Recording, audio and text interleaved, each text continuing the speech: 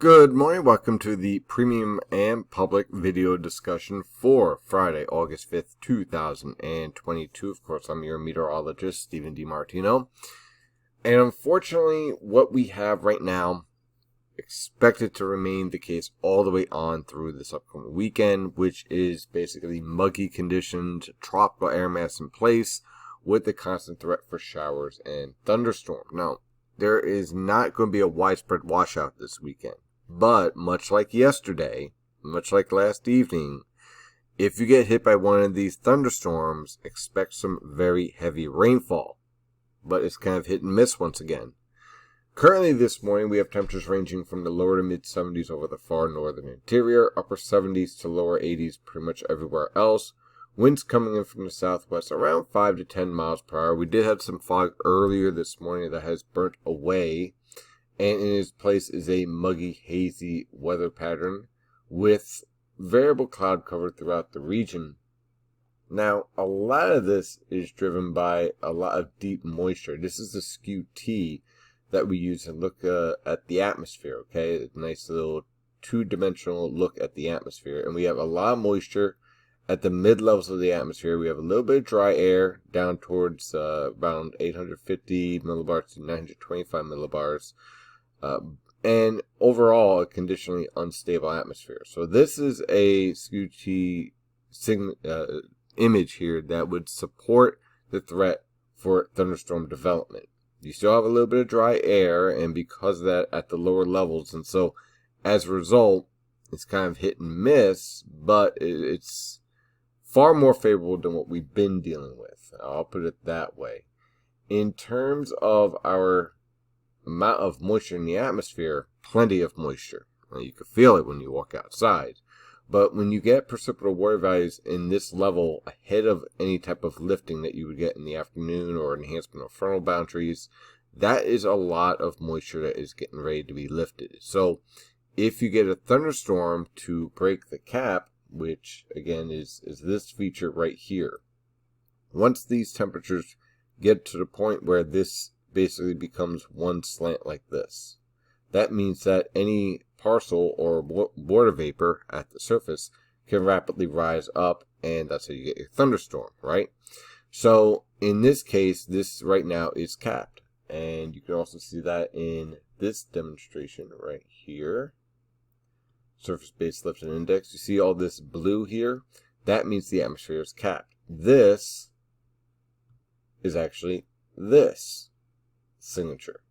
So once this warms up, once the surface temperatures warm up to, let's say about the upper 80s, once you get to that point with your surface temperatures, then what will happen is that this will dissipate, and then you have a whole lot of instability.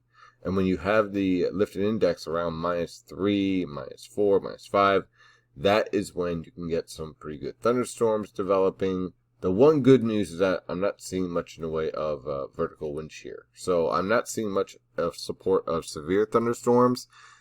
You could get one if, in the case of the Skew Tea here, right, you get a lot of moisture get lifted up into this dry layer right here, way up in the atmosphere, and then that air that gets condensed in here slams to the ground. That's called a downburst wind gust, and that could support a brief severe thunderstorm. Maybe even a little bit of hail, much like yesterday evening in a few locations, but it won't be a widespread scenario. So here is our current radar and surface map. Let's just refresh this real fast. And from WeatherTap. And you can see again, here is our frontal boundary that is going to be inching its way towards the region. This is called a prefrontal boundary right here. And you can see these widely scattered showers right now that will start to become thunderstorms. So why are we in this scenario? Well, let's take a look at the water vapor satellite picture. This is an excellent demonstration of exactly what's happening here. This is our Western Atlantic Ridge. This is a trough. This trough is in a positive orientation. This ridge is building. The combination of these two produces a southwesterly wind at pretty much all levels of the atmosphere. So you have all this tropical moisture running up against this frontal boundary with marginally cooler air via a polar air mass trying to push south from the Great Lakes, right? So there's this trough. Here is the cooler air. Here's all the moisture. You get some lifting, and there is your setup for waves of thunderstorms. But because of this ridge strengthening over the next couple of days, the cold front can't drop any further south. So it stalls out over the region, and you just get this constant threat for showers and thunderstorms.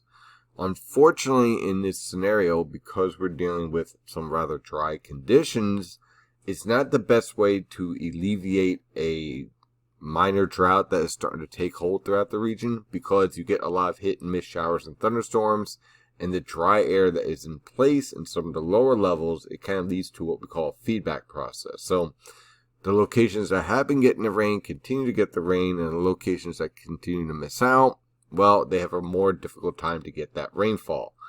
What you would need is a well-organized low-pressure system, either tropical or non-tropical, marching its way up the coast, producing widespread rainfall, basically via what we call isotropic lifting, which this is not that. What this is simply just convective lifting, basically moisture at the surface being lifted up and condensing, creating evaporation, cooling, and latent heat release. So, on the infrared satellite picture, you can see our frontal boundary hanging around right here. Not much in the way of cold cloud tops, but we have a few minor areas here. This is the edge of our western Atlantic ridge. This is our frontal boundary, and this is the trough.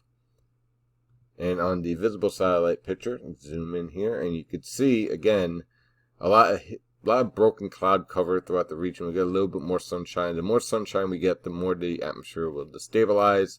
The less sunshine we get, the more likely you just end up with a lot of showers. So, again, kind of a hit and miss, and that's going to be the whole theme for this upcoming weekend. So, I'm going to take a look at the latest mild guidance here. This is at 500 millibars PVA. Keep an eye on this feature right here, and watch this expand towards the coast over the next 90 hours. So, that 594 decameter, there we go, expanding right into the coast. And that's basically a roadblock right into, right for our cold front. And that remains to be a theme all the way until we get into Wednesday morning, where we finally get a deep enough trough. And this is something I've been talking to premium members about, and also in the live chat. When the EPO, basically a trough around the Gulf of Alaska and the Aleutian Islands, deepens, we'll start to see a trough deepen over the eastern United States, and that is essentially what we'll see. And that will allow for a slightly cooler, more like near normal temperatures returning back to our region for next week, but still unsettled because you have this trough hanging around with the threat for scattered showers and thunderstorms, maybe clearing out for the end of next week. And you can see the difference in your 850 millibar temperatures here. You get rid of the intense heat, where you're talking about 95 to 97 degrees, and instead you're talking about 88 to 92 degrees. I know it's not cool, but it's at least a little bit of an improvement. And then you fall more into the 80s for next week and the following week after that, with again more seasonable temperatures than what we've been dealing with, where temperatures have been very, very uncomfortable. But this remains to be a very active weather pattern. Now, in terms of the amount of moisture in the atmosphere that's left over, again, this is a forecasted precipitable water values. When you see red in this type of model guidance, that means we have a pretty high potential here for some very heavy rainfall. And then when you start to see purples and blues, that's up here, that's when you're dealing with possibly some very impressive and sometimes historic type rainfall rates. We're not expecting that in this scenario, but certainly the potential for very heavy rainfall will be in place. And I just wanted to show a mesoscale model before we go into the overall forecast, just to kind of show you this type of weather pattern can be a real pain to forecast for, because a lot of people are looking for specifics, and this is a pattern that basically laughs at you trying to provide specifics, because every thunderstorm that develops here, like let's say if this one actually develops as forecasted here, well, that leads to outflow boundaries. It leads to all these little smaller boundaries out ahead of it, which can enhance or weaken a thunderstorm. And it's something that you literally have to watch hour by hour, day by day. And basically what you could take from this mild guidance is that, hey, be prepared for showers and thunderstorms. Don't cancel your plans, but just be aware that it is a threat. So let's dive into this forecast. For today, watch out for some isolated showers and thunderstorms in the afternoon. High temperatures will range from the upper 80s to lower 90s throughout the region. A few mid-90s in the Philadelphia metro will be possible if we get a little bit more sunshine. Anyway you slice it, it's going to be muggy and humid with a heat index in the mid-90s to lower 100s. For this evening on through tomorrow morning, watch out for scattered showers and thunderstorms. Low temperatures will range from the upper 60s to lower 70s over the interior, lower to mid 70s along the coast. Tomorrow afternoon, watch out for widely scattered showers and thunderstorms, muggy conditions. High temperatures will range from the mid 80s to lower 90s. For Sunday, rinse and repeat. Fog in the morning, widely scattered showers and thunderstorms in the afternoon. Again, don't cancel your plans, but be prepared. Look for low temperatures in the lower to mid 70s, so a few mid to upper 70s in urban areas. And high temperatures will range from the mid 80s to lower 90s along the coast. Lower to mid 80s over the interior as that cold front slips a little bit further south. On Monday, same scenario, the cold front basically washes out and you end up with the trough that's lingering with fog in the morning, isolated showers and thunderstorms in the afternoon, with temperatures ranging from the upper 60s to lower 70s over the interior, mid to upper 70s along the coast. High temperatures will range from the mid to upper 80s along the immediate coast, upper 80s to lower 90s everywhere else. On Tuesday, rinse and repeat once again. Threat for some fog in the morning, isolated showers and thunderstorms in the afternoon. Temperatures will range from the lower to mid 70s over the interior, mid to upper 70s along the coast. High temperatures will range from the mid to upper 80s along the immediate coast, upper 80s to lower 90s over the interior, and lower to mid 90s in the Delaware River Valley.